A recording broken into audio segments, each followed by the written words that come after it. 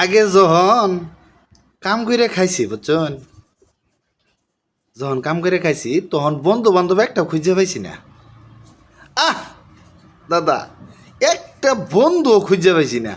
শালার বেড়ারা শালারা কাম করে খাইছি দেখে আমার একটু সম্মান দেয় নাই, মানে মূল্যায়নই করে নাই। আমি একটা মানুষ না আমি কি, আমারে গরুর নে হেলা তুলনা করছে বুঝছেন। তে পরে সব কষ্ট বাদ দিয়ে গেলাম বিদেশ। 5-10 বছর বিদেশ করে টেহা গঙ্গমা কামাই করে পরে দেশে আইছি বুঝছুন।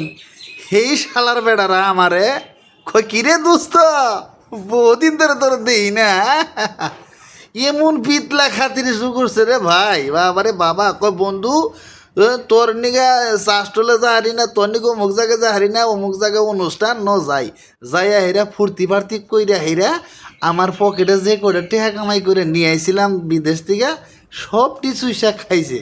খাইয়া এখন মনে করুন আমি তো গেছি গা ফকির। এখন তো দেশ থেকে এখন ছুটিও আমার মনে করেন শেষ হয় না, আমার তো পকেটে টেহা নাই। আমি পরে জিগাইলাম বন্ধু আমার কয়টা টেহা দিয়ে আমি কদিন চলি। আমার বন্ধু এই শালার বেড়ারা এখন আর খুঁজে পাওয়া যায় না। এখন না টেহা তামো তো দূরস্থান, এখন তাগর আর খুঁজেবেই না, কারণ তাগর তো এখন আমি উপকারের নাই। এইটাই দুনিয়ার পরিস্থিতি ভাই।